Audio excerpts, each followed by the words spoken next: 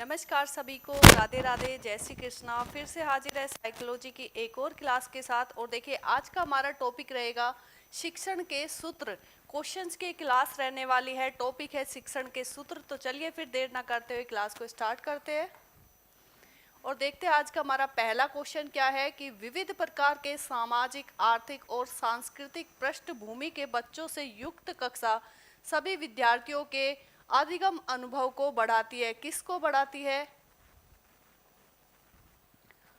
अधिगम अनुभवों को बढ़ाती है। यह कथन है गलत, क्योंकि यह बच्चों के लिए दुविधा उत्पन्न कर सकता है और वे स्वयं को अलग अलग महसूस कर सकते हैं। सही, क्योंकि बच्चे अपने साथियों से अनेक कौशल सीखते हैं। सही, क्योंकि इससे कक्षा अधिक श्रेणीबद्ध दिखाई देती है। गलत, क्योंकि यह आवश्यक स्पर्धा की ओर ले जाता है। तो देखिए एक कक्षा में अलग अलग समाज से आए हुए बच्चे पढ़ते हैं। आर्थिक स्थिति अलग अलग होती है, कोई गरीब कोई अमीर। सांस्कृतिक पृष्ठभूमि अलग होती है, सभी की जो है मान्यताएं, परंपराएं, रीति रिवाज अलग अलग है। इस प्रकार की एक कक्षा है जिसमें बच्चे कैसे हैं, अलग अलग समाज से आए हुए बच्चे हैं। कोई गरीब परिवार का है, कोई अमीर परिवार का है। सभी की जो है परंपराएं अलग अलग हो सकती है। तो बच्चे क्या सीखते हैं? विद्यार्थियों के जो अधिगम अनुभव है, ऐसी कक्षा बच्चों के अधिगम अनुभव को बढ़ाती है। तो यह कथन क्या है? बिल्कुल सही है, क्योंकि बच्चे अपने साथियों से अनेक कौशल सीखते हैं। तो देखिए जब अलग अलग समाज के बच्चे एक साथ पढ़ेंगे तो एक साथ पढ़ने के साथ साथ वो उनसे एक दूसरे से जो है अंतःक्रिया के माध्यम से कुछ ना कुछ सीखेंगे। तो ध्यान रखिए, बच्चे जो है अपने साथियों से अनेक प्रकार के कौशल सीखते हैं। साथ क्रिया करने से, साथ पढ़ने से, एक साथ अंतःक्रिया करके बालक क्या सीखते हैं? अनेक प्रकार के कौशल सीखते हैं, एक दूसरे से ज्ञान अर्जन करते हैं। तो आंसर हमारा रहेगा यहाँ पर बी। अपनी कक्षा की व्यक्तिगत भिन्नताओं से निपटने के लिए शिक्षक को चाहिए शिक्षण और आकलन के समान और मानक तरीके हो। बच्चों को उनके अंकों के आधार पर अलग कर उनको नामित करे। बच्चों से बातचीत करे और उनके दृष्टिकोण को महत्व दे। विद्यार्थियों के लिए कठोर नियमों को लागू करे। तो बात किसकी हो रही है? व्यक्तिगत भिन्नताओं की बात हो रही है। और ये हम सभी को मालूम है कि प्रत्येक बच्चा जो है या फिर प्रत्येक व्यक्ति एक दूसरे से भिन्न होता है। अलग अलग जो है उनके तौर तरीके होते हैं सोचने के, उनकी बुद्धि भिन्न होती है, उनके जो है कार्य करने की क्षमताएं, योग्यताएं भिन्न होती है, रुचियां भिन्न होती है, पसंद नापसंद उनकी भिन्न होती है। तो शिक्षक को क्या करना चाहिए? तो देखिए बच्चों से बातचीत करें। सबसे पहले एक शिक्षक के लिए आवश्यक है कि वे अपनी कक्षा के बच्चों की जो है व्यक्तिगत भिन्नताओं को समझे, उनसे बातचीत करे और उनके जो दृष्टिकोण है उनको महत्व दे। तो आंसर हमारा क्या रहेगा? सी रहेगा। सह शैक्षणिक क्षेत्रों में निष्पादन के आधार पर शैक्षणिक क्षेत्रों में निष्पादन के स्तर को बढ़ाने का औचित्य स्थापन किस आधार पर किया जा सकता है? यह हाथ से किए जाने वाले श्रम के प्रति सम्मान विकसित करता है। यह व्यक्तिगत भिन्नताओं को संतुष्ट करता है। यह जो है हास्यकृत विद्यार्थियों के लिए प्रतिपूरक भेदभाव की नीति का अनुगमन करता है। यह सार्वभौमिक धारणा को सुनिश्चित करता है। तो बात किसकी हो रही है? जो सह शैक्षणिक क्षेत्र है उसमें जो कार्य किए जाते हैं। सह शैक्षणिक क्षेत्र का मतलब कि शिक्षा से अलग, जो शिक्षण में जो बच्चों को जो है पढ़ाई की कराई जाती है उनसे अलग जो खेल खिलाए जाते हैं, साथ में ही कला की क्लासें लगती है, संगीत की क्लासें लगती है, डांस की क्लासें लगती है, खेल कूद जो है बच्चों को खिलाए जाते हैं, इनको हम क्या कहेंगे? सह शैक्षणिक गतिविधि कहेंगे।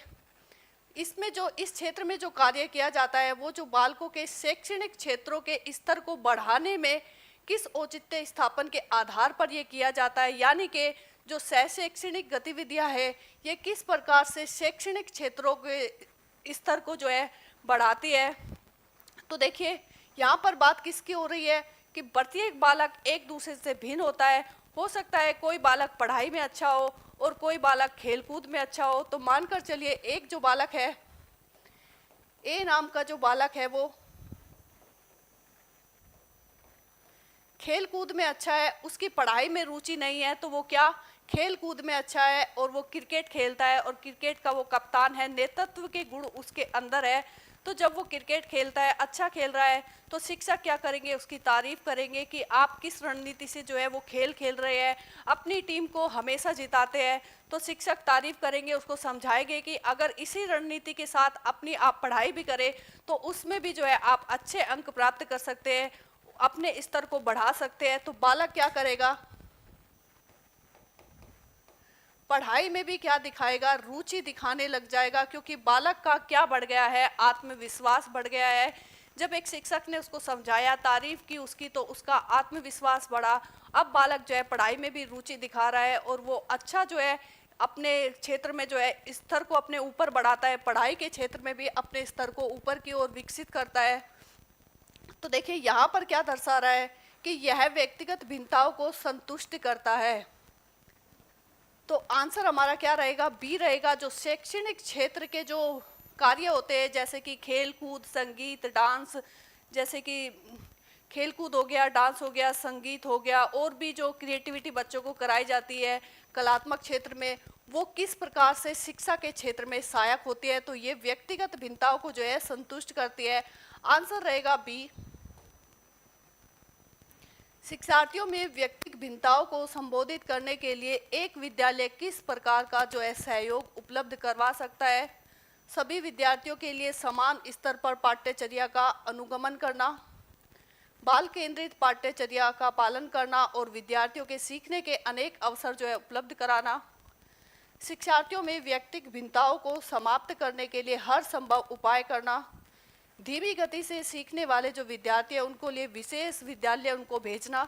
तो बात किसकी हो रही है, शिक्षार्थी की, यानी कि बालकों की, बच्चों की जो व्यक्तिगत भिन्नताएं होती है उनको संबोधित करने के लिए एक विद्यालय जो है किस प्रकार का कार्य करना चाहिए विद्यालय को।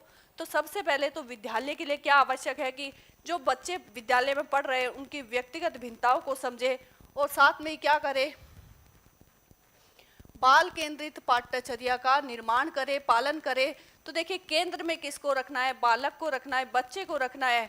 तो बच्चे को ध्यान में रखते ही क्या करे, पाठ्यचर्या का पालन करना चाहिए और विद्यार्थियों को जो है सीखने के अनेक अवसर उपलब्ध कराने चाहिए। तो आंसर हमारा क्या रहेगा, आंसर रहेगा बी। एक शिक्षिका अपने प्राथमिक कक्षा में प्रभावी अधिगम को बढ़ा सकती है। कैसे बढ़ा सकती है, अधिगम में छोटी छोटी उपलब्धियों के लिए क्या देकर, पुरस्कार देकर, ड्रिल और अभ्यास के द्वारा, अपने विद्यार्थियों में प्रतियोगिता को क्या करके प्रोत्साहन देकर, विषय वस्तु को विद्यार्थियों के जीवन के साथ जो है संबंधित करके। तो देखिए बात किसकी हो रही है, प्राथमिक कक्षा के बच्चों की बात हो रही है कि अपने अधिगम को शिक्षिका जो है कैसे प्रभावी बना सकती है। तो देखिए छोटे बच्चों की बात हो रही है, प्राथमिक कक्षाओं के बालक है। यहाँ पर जो बालक है वो अपने वास्तविक जीवन से जुड़ी हुई चीज़ों के बारे में बहुत जल्दी सीखते हैं। जैसे कि आप बालक को जोड़ना सिखा रहे हैं, तो आपने कहा बेटा आपके पास 2 टॉफ़ी है और आपको जो है 4 टॉफ़ी आपके दोस्त ने दी, तो अब आपके पास कितनी टॉफियां हो गई या कितनी चॉकलेट हो गई। तो बालक तुरंत बताएगा 6 चॉकलेट हो गई है मैम। यानी कि जो वास्तविक जीवन की जो चीजें हैं, जो उदाहरण है, उनके माध्यम से बच्चों को पढ़ाना चाहिए, तो वो जल्दी सीख जाएंगे। तो ध्यान रखें, विषय वस्तु को विद्यार्थी के जीवन से के साथ संबोधित करके, यानी कि जो भी विषय वस्तु है जो बच्चे को पढ़ाई जा रही है, विद्यार्थियों के जीवन के साथ उसको जोड़कर पढ़ाया जाए। तो आंसर रहेगा डी। बाल केंद्रित शिक्षा में शामिल है बच्चों के लिए हस्तपरक गतिविधियां, बच्चों का एक कोने में बैठना, प्रतिबंधित परिवेश में अधिगम, वे गतिविधियां जिनमें खेल शामिल नहीं हो। तो देखिए बालक खेल के माध्यम से सीखते हैं, खेल शामिल नहीं हो ऐसा नहीं होगा। प्रतिबंधित परिवेश, यानी कि अधिगम का परिवेश कैसा हो, प्रतिबंधित हो, ऐसा नहीं हो सकता, तब तो बालक अधिगम कर ही नहीं पाएंगे। बच्चों को सिर्फ एक कोने में बैठाने से बालक नहीं सीखते हैं। तो बच्चों के लिए क्या करना, हस्तपरक गतिविधियों का निर्माण करना। बाल केंद्रित जो है शिक्षा की बात हो रही है, यानी कि केंद्र में किसको रखना है, बालक को रखना है। और बालक की रुचि को ध्यान में रखते हुए, उसके मानसिक स्तर को ध्यान में रखते हुए, उसकी आयु को ध्यान में रखते हुए क्या करना है, बच्चों के लिए ऐसी गतिविधियों का निर्माण करना है जिसको वे स्वयं करके सीखे।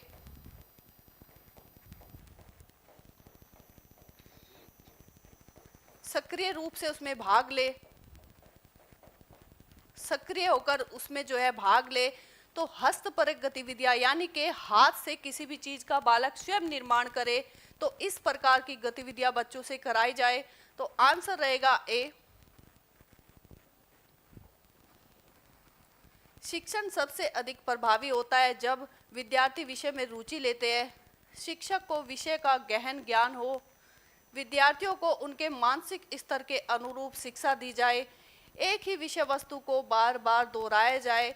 तो देखिए बात किसकी हो रही है कि शिक्षण सबसे अधिक प्रभावी कब होता है, तो विद्यार्थी की रुचि भी यहाँ पर सही रहेगा, लेकिन पूछा क्या है कि सबसे अधिक प्रभावी कब होता है। तो ध्यान रखिएगा सबसे अधिक प्रभावी कब होगा, जब विद्यार्थियों को उनके मानसिक स्तर के अनुरूप जो है शिक्षा दी जाए, यानी कि बालक के बुद्धि को ध्यान में रखते हुए, उसके मानसिक स्तर को ध्यान में रखते हुए क्या दी जाए, उसको शिक्षा दी जाए, तभी जो है शिक्षण सबसे अधिक प्रभावी होगा। आंसर रहेगा यहाँ पर सी। एक शिक्षक को कक्षा में कार्य करना चाहिए, किस प्रकार का शिक्षक को जो है कार्य करना चाहिए, प्रगतिशील भूमिका में कार्य करना चाहिए, प्रभुत्ववादी भूमिका में, प्रजातांत्रिक भूमिका में, या फिर प्रभावशाली भूमिका में। तो देखिए आज की जो शिक्षा है उसमें शिक्षक का जो कार्य है वो किस रूप में होता है, एक सहायक के रूप में होता है, एक निर्देशक के रूप में जो है शिक्षक कार्य करता है। सॉरी, प्रजातांत्रिक भूमिका में जो है शिक्षक को कार्य करना चाहिए, यानी कि बालकों के लिए एक ऐसा वातावरण शिक्षक जो है तैयार करे जहां पर बालक स्वतंत्र रूप से अपने विचारों को रख सके, शिक्षकों से जो है प्रश्न पूछ सके, अपने विचारों को रख सके, शिक्षकों से प्रश्न पूछ सके। इस प्रकार का जो है वातावरण शिक्षक को तैयार करना चाहिए। और शिक्षक का कार्य है शिक्षण प्रक्रिया को सरल बनाना, सुगम बनाना। तो शिक्षक की भूमिका सहायक के रूप में होनी चाहिए। तो आंसर रहेगा हमारा यहाँ पर सी। शिक्षण कार्य प्रारंभ करने से पूर्व शिक्षक को छात्रों को खड़ा करना चाहिए, छात्रों को मानसिक रूप से तैयार करना चाहिए, शामपट को साफ करना चाहिए, छात्रों को चुप रहने के लिए कहना चाहिए। तो देखिए शिक्षण कार्य की बात हो रही है कि पूर्व, उससे प्रारंभ करने से पहले क्या करना चाहिए एक शिक्षक को। तो ध्यान रखिए छात्रों को मानसिक रूप से तैयार करना, हमने क्या पढ़ा था, तत्परता का नियम पढ़ा था, जो किसने दिया था, थॉर्नडाइक ने दिया था। इनके 3 मुख्य नियम में से एक हमने पढ़ा तत्परता का नियम, यानी कि बालक सीखने के लिए मानसिक और शारीरिक रूप से तैयार है या नहीं। अगर बालक मानसिक शारीरिक रूप से पूरी तरीके से सीखने के लिए तैयार है तो ही जो है शिक्षण हो पाएगा, अन्यथा नहीं। तो शिक्षक का कार्य क्या है कि बालक को मानसिक रूप से पहले तैयार करे, विषय वस्तु की ओर बालक का ध्यान जो है आकर्षित करे, रुचि पैदा करे, उसको जो बालकों की रुचि है विषय वस्तु में वो जो है पैदा करे। तो आंसर हमारा क्या रहेगा, बी रहेगा।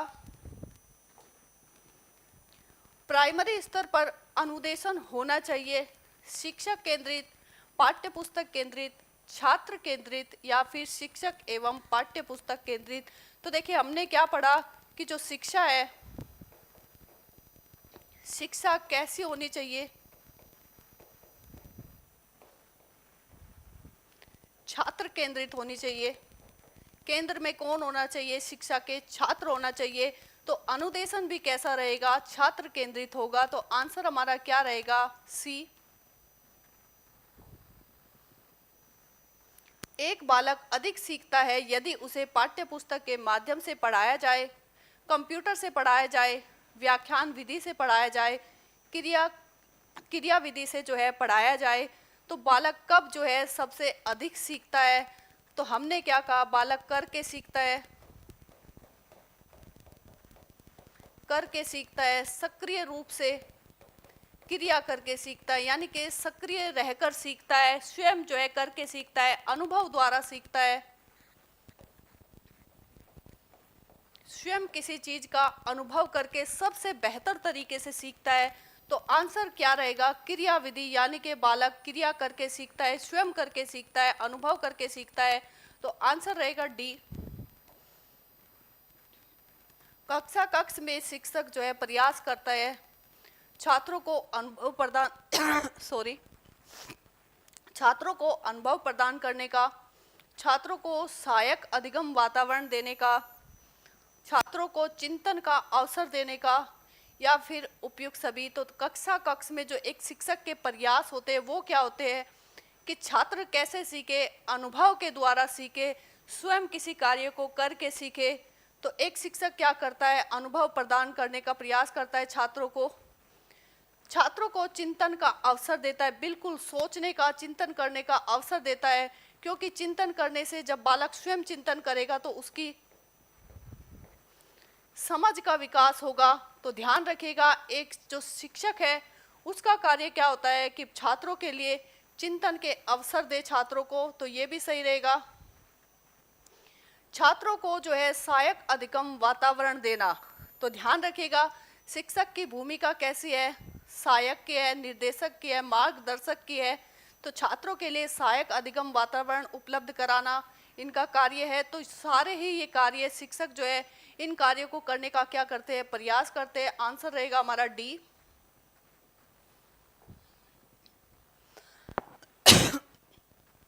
शिक्षण और अधिक प्रभावी हो सकता है यदि छात्रों को स्वयं कार्य करने की स्वायत्तता दी जाए, छात्र अधिगम शिक्षक द्वारा निर्देशित एवं नियंत्रित हो, शिक्षक तथ्यों की व्याख्या करने के लिए केंद्रीय भूमिका निभाए, शिक्षक अधिगम को निर्देशित करे। तो ध्यान रखिएगा, शिक्षण कैसे अधिक प्रभावी हो सकता है? जब छात्र किसी कार्य को स्वयं करे, स्वयं जो है उसका अनुभव करे, किसी गतिविधि में स्वयं भाग ले। तो छात्रों को स्वयं कार्य करने के क्या स्वतंत्रता दी जाए। आंसर हमारा क्या रहेगा? डी। क्योंकि हमने पढ़ा बालक कैसे सीखते हैं, ज्ञान का निर्माण स्वयं करते हैं, स्वयं ज्ञान की खोज करते हैं, स्वयं क्रिया करके सीखते हैं। तो आंसर रहेगा ए। प्राथमिक विद्यालयों के बालकों के लिए निम्न में से किसे बेहतर मानते हैं? वीडियो अनुरूपण, प्रदर्शन, या फिर स्वयं के द्वारा किया गया अनुभव। तो हम बात कर चुके हैं कि बालक के लिए, बच्चों के लिए सबसे बेहतर क्या है? स्वयं के द्वारा किया गया अनुभव, यानी कि कोई कार्य बालक ने स्वयं करके देखा है वो सबसे बेहतर रहेगा। आंसर हमारा रहेगा यहाँ पर सी। हम करके सीखते हैं किसने कहा? डॉक्टर मेस ने, योकम ने, सिम्पसन ने, या फिर कोलसैनिक ने। तो देखिए, सिम्पसन ने एक जो है प्रयोग किया जिसमें इन्होंने देखा कि बालक जब किसी भी कार्य में खुद अनुभव करते हैं, खुद किसी कार्य को करते हैं तो सबसे बेहतर तरीके से सीखते हैं। तो इन्होंने क्या कहा कि हम जो है करके सीखते हैं, सक्रिय रूप से किसी भी क्रिया में भाग लेकर सीखते हैं। तो ये कथन किसका है? सिम्पसन का है, हम करके सीखते हैं। आंसर रहेगा सी। कौन सा सीखना स्थायी होता है? रट कर सीखना, सुनकर, देखकर, या फिर समझकर। तो देखिए, जो सीखना है वो सबसे बेहतर कौन सा होता है, यानी कि लंबे टाइम तक जो है याद रहता है, स्थायी रहता है, उसको जल्दी से भूलते नहीं है। तो वो रहेगा हमारा समझकर सीखना। जब किसी भी चीज को हम खुद समझकर सीखते हैं तो वो ज्ञान हमारा स्थायी ज्ञान होता है। तो आंसर हमारा रहेगा सी। बच्चों की रुचि बनाए रखने के लिए आप कौन सी जो है विधि का चयन करेंगे?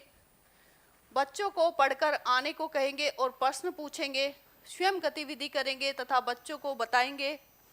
आप गतिविधि में बच्चों को शामिल करेंगे, बच्चों को स्वयं गतिविधि करने के लिए कहेंगे। तो देखिए, बच्चों की रुचि बनाए रखने के लिए क्या करना होगा कि बालकों को जो है स्वयं जो है अनुभव करने के, सीखने के अवसर देने होंगे। तो आंसर हमारा क्या रहेगा कि बच्चों को स्वयं गतिविधि करने के लिए देंगे। आंसर रहेगा डी। छात्रों को ठीक, शाबाश, बहुत अच्छा कहना क्या है? शाब्दिक पुनर्बलन, अशाब्दिक पुनर्बलन, सकारात्मक शाब्दिक पुनर्बलन, नकारात्मक शाब्दिक पुनर्बलन। देखिए, छात्रों की सही कार्य के लिए, अच्छे कार्य के लिए क्या की जा रही है? प्रशंसा की जा रही है, तारीफ की जा रही है, और शब्द क्या है? ठीक, शाबाश, अरे वाह, बहुत अच्छा। यह कहना क्या होगा? बालकों के लिए एक सकारात्मक शाब्दिक पुनर्बलन होगा। तो आंसर हमारा रहेगा यहाँ पर सी। तो देखिए, ये थी हमारी क्वेश्चंस की क्लास। क्लास आपको कैसी लगी है कमेंट बॉक्स में ज़रूर बताइएगा, और क्लास आपको पसंद आए तो आपसे एक छोटी सी रिक्वेस्ट है, वीडियो को लाइक शेयर ज़रूर कीजिएगा। मिलते हैं नेक्स्ट क्लास में एक और नए टॉपिक के साथ।